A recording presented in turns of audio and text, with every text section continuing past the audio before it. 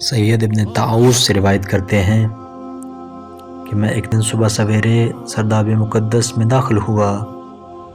اچانک میں نے اپنے مولا امام زمانہ علیہ الصلوۃ والسلام کی آواز سنی، جو اپنے شیعوں کے لیے یوں دعا کر رہے تھے: بار الہٰ، تو نے ہمارے شیعوں کو ہمارے نور کی شعاعوں اور ہماری باقی ماندہ طینت سے خلق کیا ہے، اور انہوں نے ہماری ولایت اور محبت پر بھروسہ کرتے ہوئے بہت سارے گناہ کیے ہیں۔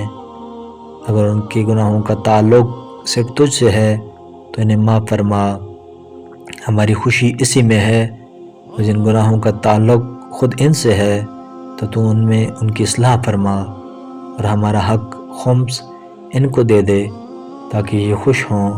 انہیں جہنم کی آگ سے نجات عطا فرما، اور انہیں ہمارے دشمنوں کے ساتھ اپنے غضب میں شامل نہ فرما۔